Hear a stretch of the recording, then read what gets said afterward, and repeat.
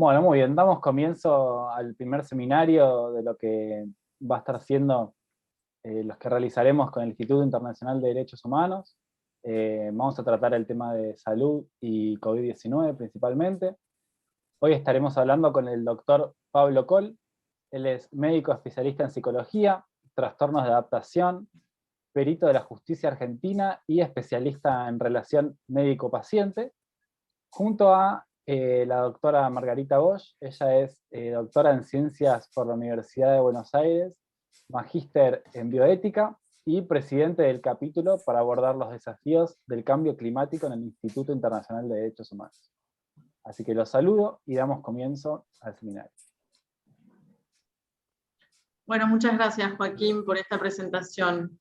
Acá desde el capítulo para el cambio climático, es el título más reducido. Hemos convocado al doctor Pablo Coll porque lo conocemos y sabemos la profundidad con la que aborda los temas y la multiplicidad de criterios. O sea, no es solamente una observación genuina de la realidad, sino también un contrapunto con los criterios de los pensadores contemporáneos, por lo menos los del siglo XX y, bueno, y ahora los del XXI. Bueno, quería hacer una pequeña introducción, nada más, acerca de esta circunstancia COVID-19 y salud o salud mental, cómo esto se engancha con el tema, por un lado de la bioética y por otro lado del medio ambiente.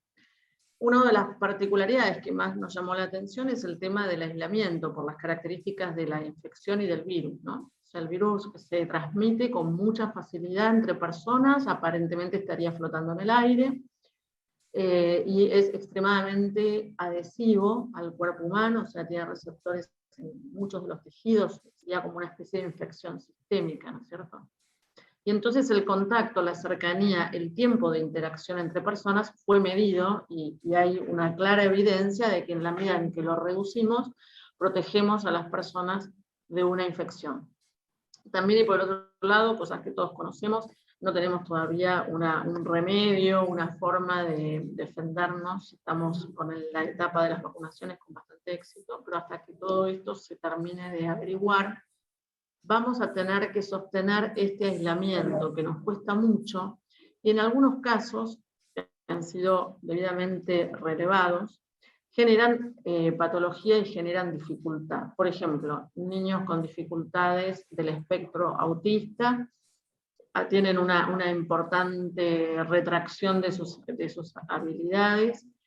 Niños pequeños que vuelven hacia atrás en esto del uso de los pañales y, digamos, en esto de la maduración, vuelven un poco para atrás. También pasa con adolescentes. El tema del confinamiento es un tema que de alguna manera nos toma por sorpresa y nos obliga a encontrar las fases positivas de ese confinamiento. ¿Y por qué lo llamamos así? Bueno, por un lado somos seres de relación. La descripción, seres vivos, de la biología, de las 8 características de los seres vivos que nos comprende a todos,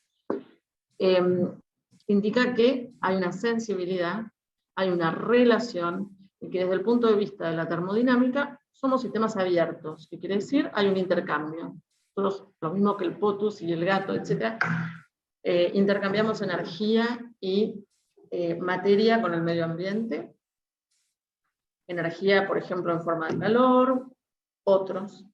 Y también estamos muy vinculados a otros seres vivos, algo que para la especie humana, que es una especie particular, primero porque es la nuestra,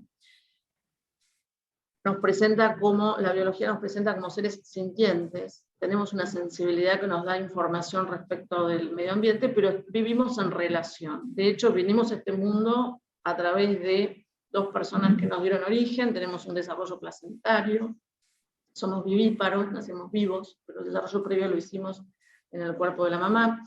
Y la pedagogía y otras ciencias han demostrado en los últimos 5 décadas, aunque en realidad lo sabíamos, pero digamos, a través del sistema de la investigación científica, lo importante que es para un ser humano muy pequeñito, recién nacido en esos primeros años, la interacción con otros seres vivos. Es decir, que cuando pensamos el aislamiento desde la perspectiva de seres en relación, y por otro lado de seres sintientes, comprendemos con bastante sencillez que los niños, los adultos y sujetos un poco vulnerados porque se ve mejor, porque se ve antes, porque se ve más, pero que probablemente a todos nosotros nos afecte una disminución importante en cuanto a los intercambios, a las interacciones. Y es por eso que desde acá quisimos como hacer una especie de, vamos a avanzar un poquitito en esto, porque no tiene otra solución por el momento hasta que haya una inmunidad importante. Algo que tenemos que abordar y que tenemos que transitar, y habrá alguna forma de transitarlo mejor. Acá estaría la ética, lo que le vamos a pedir a los demás, de cómo tendríamos que hacer esto, de disminuir los contactos. Si uno busca la palabra aislamiento en el diccionario, encuentra la falta de relación, connotaciones negativas del tipo castigo, separación de otros, de los elementos del entorno. Un castigo, como por ejemplo algunos sistemas carcelarios, en casos de daño extremo, al sujeto castigado, digamos, lo ponen en aislamiento social, pero también en aislamiento de intercambio virtual. Es decir, un famoso caso en Noruega.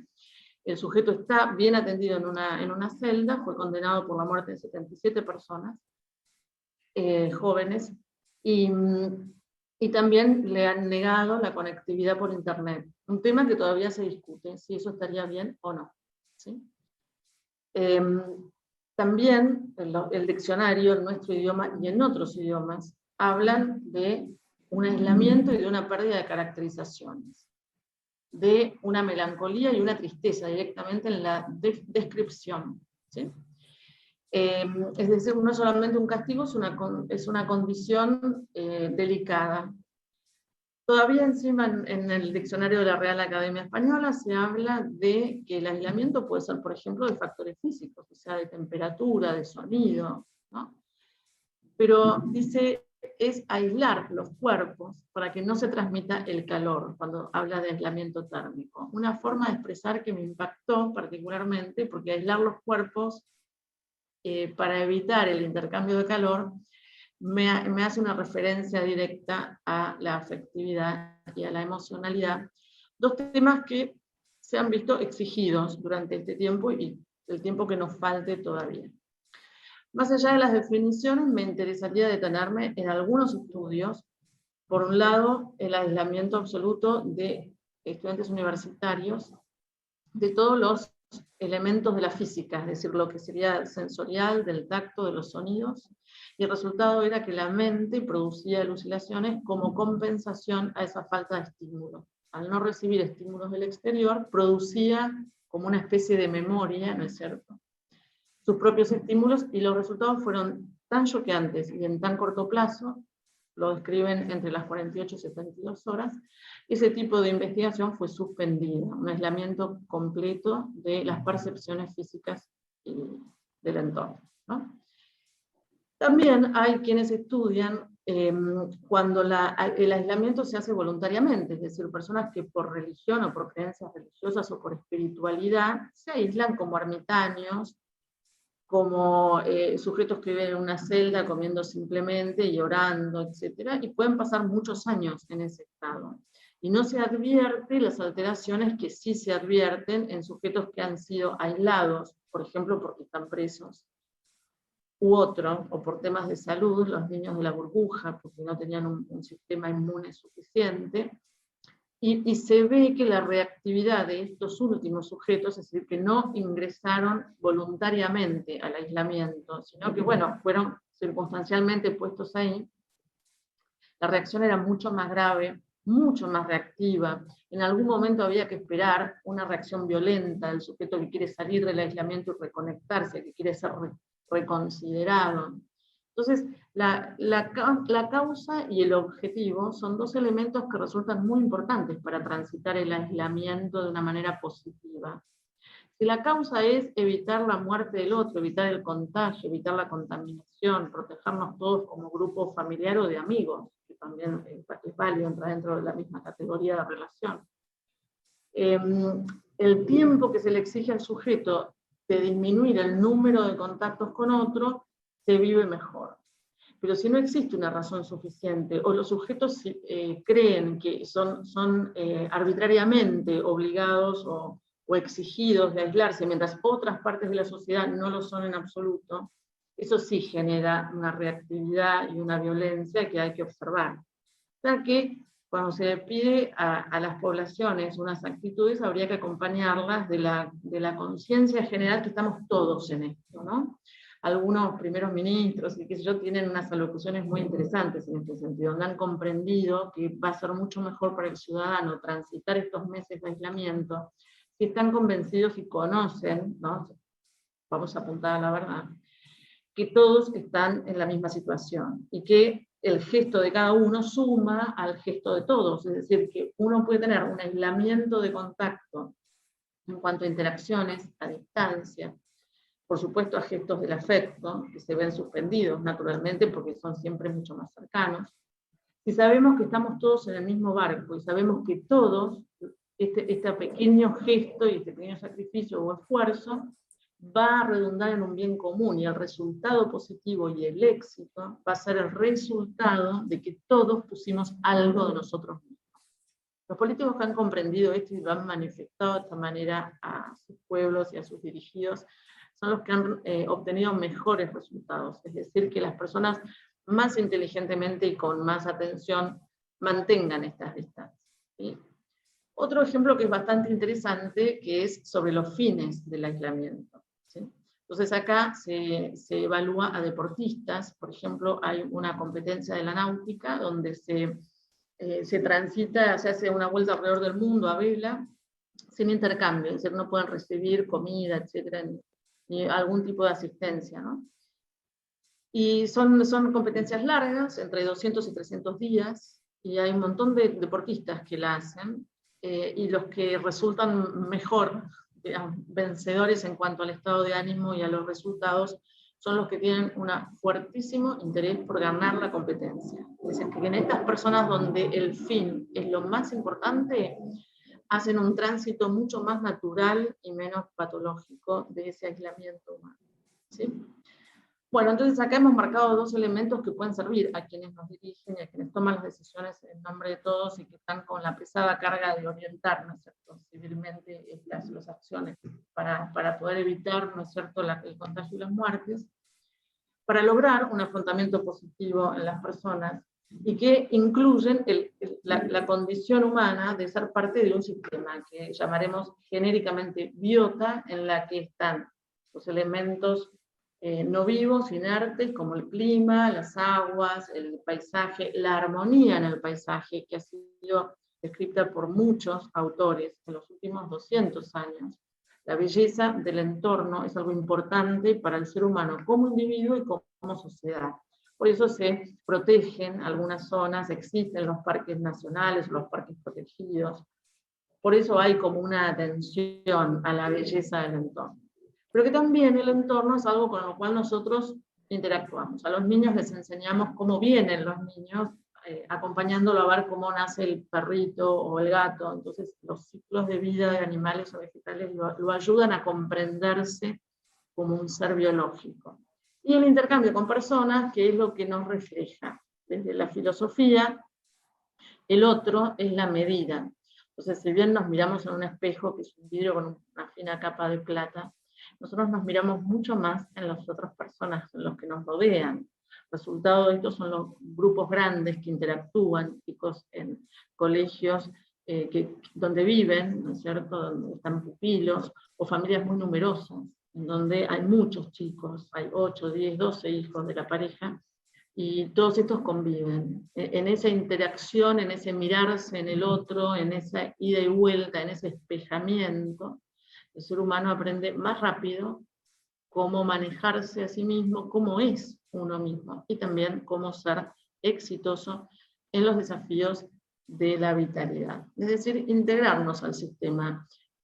Aunque tengamos que hacer un distanciamiento, lo que en la Argentina se llamó ASPO, aislamiento social preventivo y obligatorio, bueno, con el sentido de que igual somos parte de un esquema integrado, ¿no?, con el entorno físico, biológico y humano, y que eso no debería faltar, es una herramienta súper necesaria seguir intercambiando. Para eso este tipo de tecnologías, digamos, nos ofrecen una buena herramienta. Bueno, yo voy a dejar acá porque me interesa mucho escuchar al doctor Pablo Coll, y bueno, muchas gracias por este tiempo.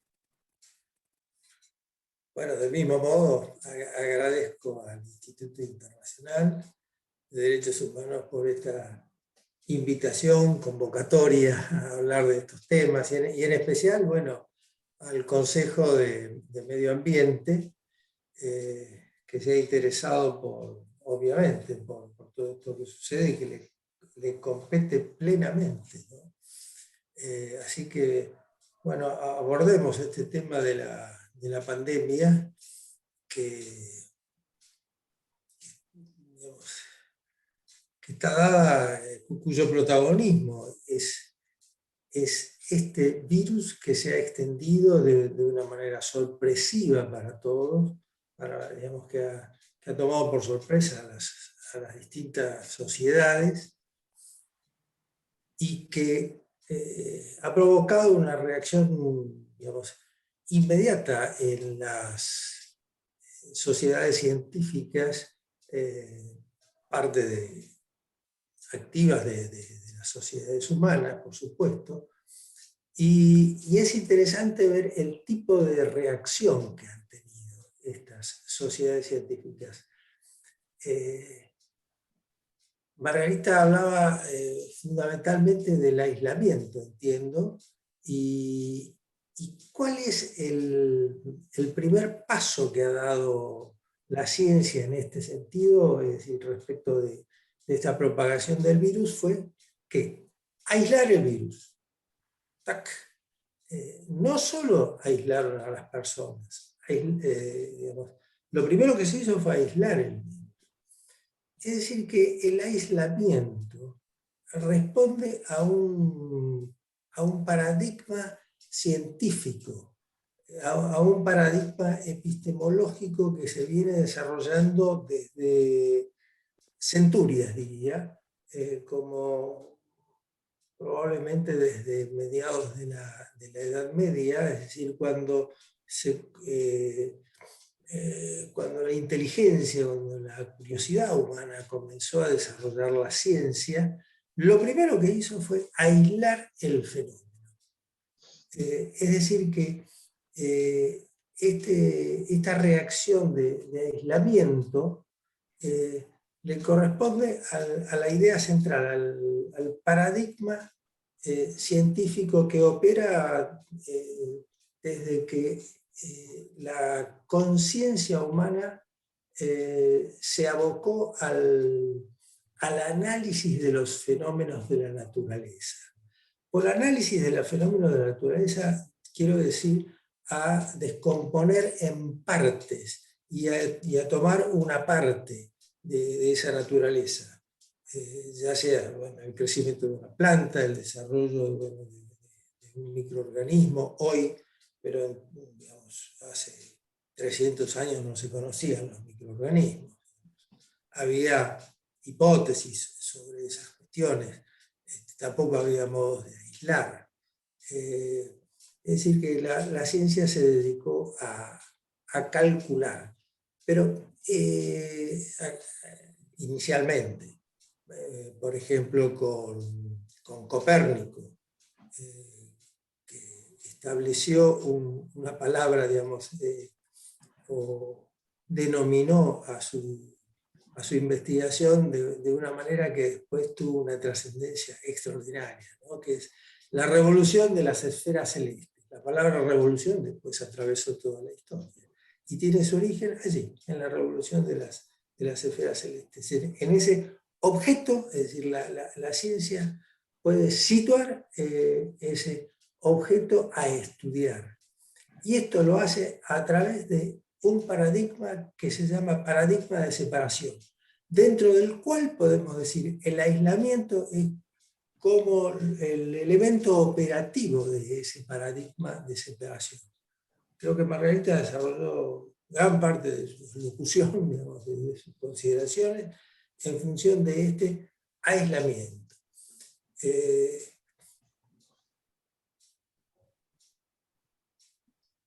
este aislamiento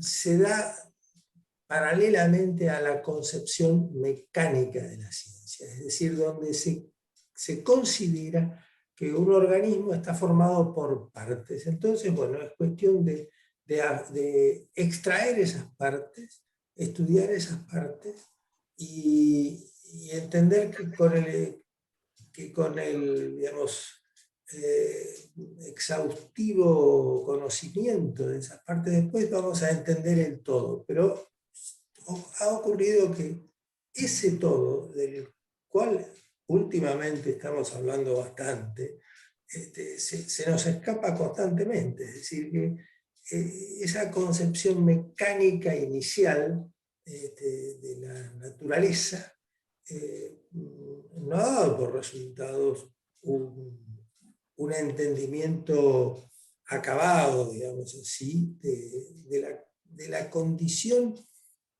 natural del hombre. Evito decir de la condición del hombre, porque ya sería como extraer al hombre de su entorno natural, que es obviamente la naturaleza, o su entorno espontáneo, y aislarlo de todos estos intercambios de los que también hizo referencia Margarita, digamos, energéticos, de información, de producción, en fin, los feedbacks constantes que hay entre un organismo y el medio en el que se desenvuelve. De modo tal, hoy diría, no hay casi distinción entre el organismo y su medio, tanto que llamamos unidad ecosistémica o directamente un sistema ecológico, evitando la palabra unidad. Bueno, este giro donde se establece este paradigma de la separación, dentro del cual, insisto, está el aislamiento, es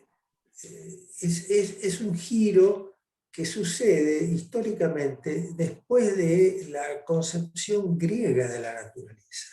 Digamos, tuvo el hombre que apartarse de esa concepción primera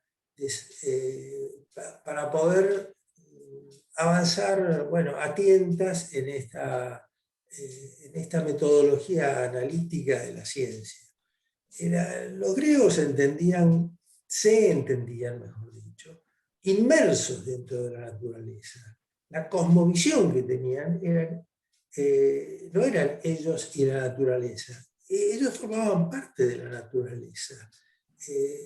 Eran, digamos, integrantes activos, pero como era activa la naturaleza, ¿no? Tanto que, bueno, los estoicos llamaban naturaleza tanto, digamos, a lo que contiene el mundo como a lo que produce cosas dentro de ese mundo, a lo que crece dentro de ese mundo. Es decir, que todo lo que se daba dentro del mundo era producto de una acción interna a ese sistema. De modo tal que podemos entender que lo entendían como una manera de ser que se mueve por sí misma. Esta podría ser una definición de la concepción inmanente de la naturaleza, digamos, que se va dando desde el interior de la naturaleza.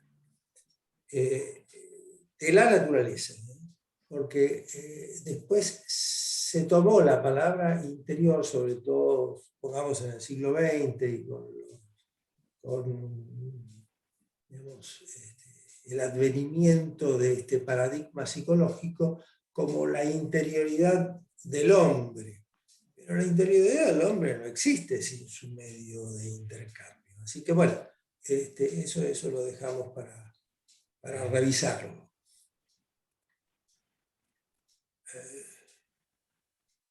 caramba. Bueno.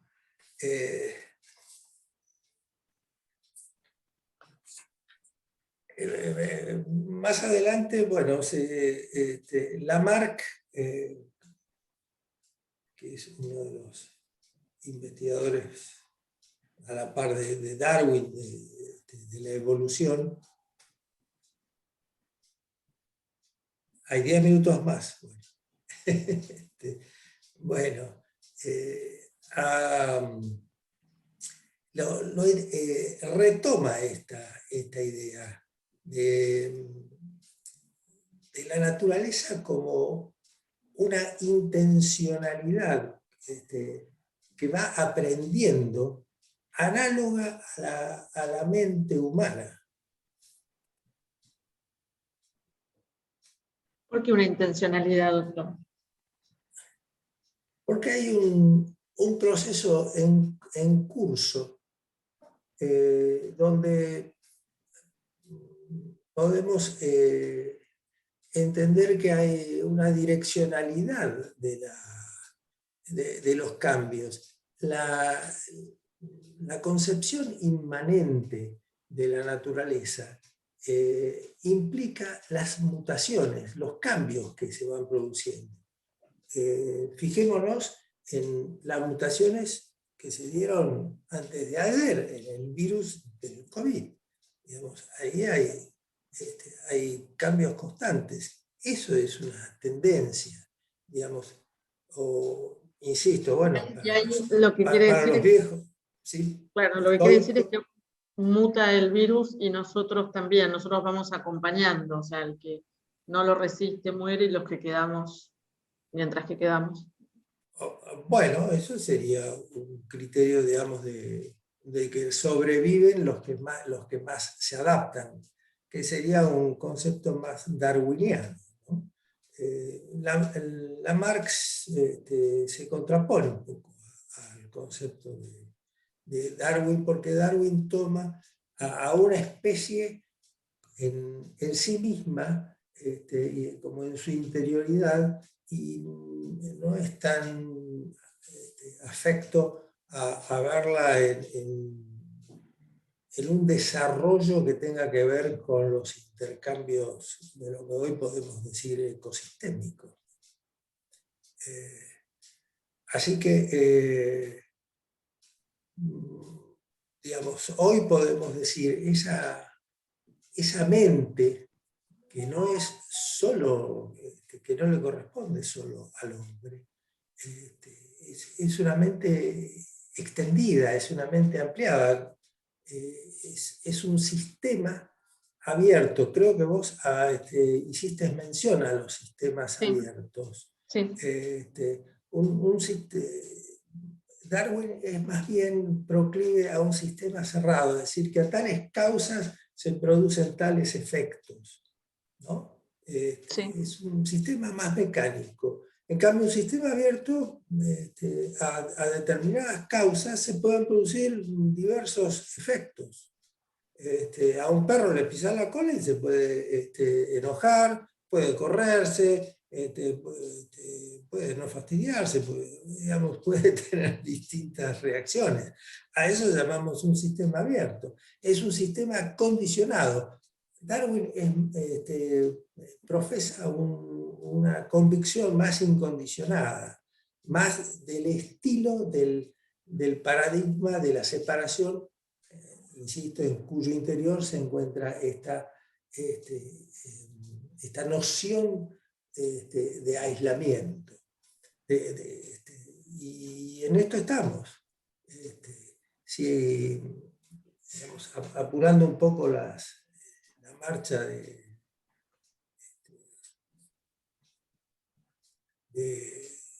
este encuentro, diría que, bueno, ¿qué nos queda? Bueno, nos queda así, por delante, la acción de la ciencia, que rápidamente se ha puesto en marcha, está bien, tomando para sí los efectos de la naturaleza, del medio ambiente.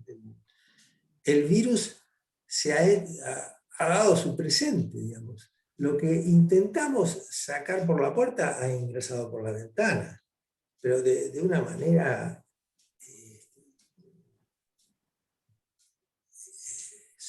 digamos, que está más allá de los parámetros con los que nosotros solemos evaluar los fenómenos. Es decir, porque acá no respetó pelaje, digamos. Es un virus que se esparció sin... Sí, escandalosamente. Sí, sin distinciones, sin las distinciones que se pueden hacer desde la sociología, hasta desde la biología, porque excepto estas distinciones que se hacen por quiénes son los grupos más afectados respecto de los grupos sanguíneos, etcétera, donde se da más frecuencia,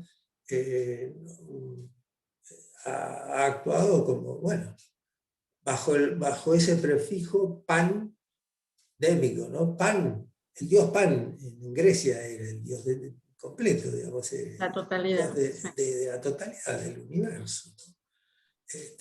Entonces podemos entender la mente humana como, digamos, en diversos estamentos, en diversos jalones, respecto de un cerebro que tenga sus circuitos completos, o respecto de un cerebro con su cuerpo, respecto de también los circuitos completos que tenga con su cuerpo.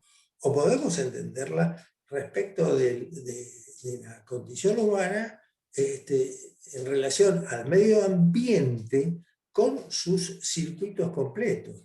Y ahí estamos, y en eso estamos. Si hay algo que puede surgir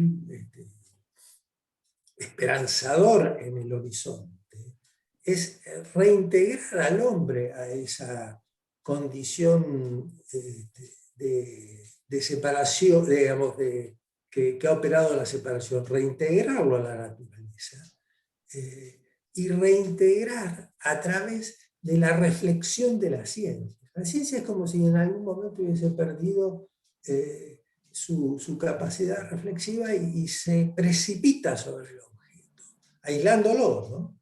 Entonces hay como un exceso en ese aislamiento, y es en lo que está protestando actualmente la sociedad humana. En lo que protesta naturalmente, diría la sociedad humana, respecto a este predominio, no sé si decir un exceso, pero sí un predominio del paradigma del aislamiento. Cualquier cosa se resuelve con el aislamiento, excepto con la vacuna, que también es hija del aislamiento del virus. Porque el gran boom fue el aislar el virus en China, ¿no? Que a su vez no sabemos si se escapó de un laboratorio, pero no importa todo eso. A mí me hace un poco de gracia cuando escucho todas esas consideraciones, porque ese virus, de una u otra manera, haya sido por un laboratorio, porque lo extrajo un laboratorio o no, ese virus fue aislado. Y se desaisló, por eso tenemos el problema, claro. Y se soltó, claro, por eso digo, entró por la ventana a la sociedad humana en su totalidad, ¿no? Bueno, en los momentos en los que en menos de 24 horas damos la vuelta al globo, entonces sí, es todo mucho más rápido. Claro. Sí, eso escribí el otro día, sí. Que tomó la velocidad que tienen, la velocidad de nuestras comunicaciones. De nuestros traslados, claro, exactamente. Sí.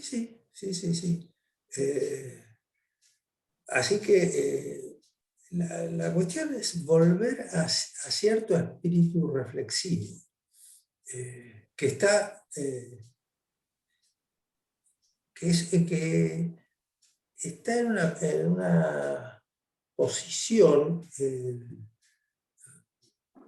diferida de la posición activa. Lo que tiene gran prestigio es la actividad, y sobre todo, digamos, esta hiperactividad que no deja lugar a los mecanismos recursivos, es decir, de retorno de información que necesita la reflexión. Si no, vamos a ir saltando de una actividad a otra.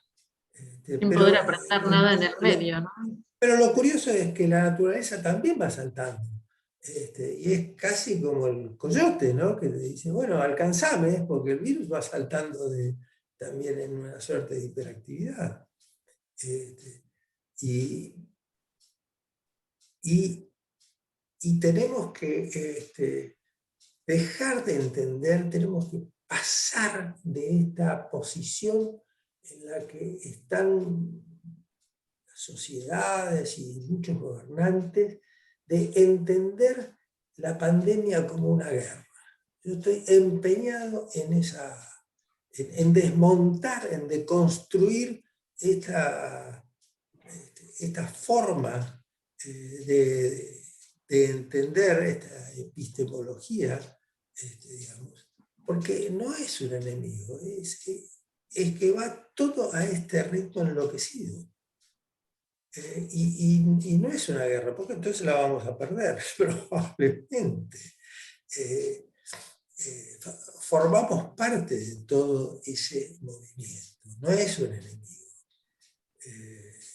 Pero de estas tengo varias referencias, desde el enemigo invisible con el que tenemos que luchar, a la expresión, bueno, de Macron, de nous sommes en guerre, de estamos en guerra, ¿no? También se quiere declarar como un estado de emergencia, pero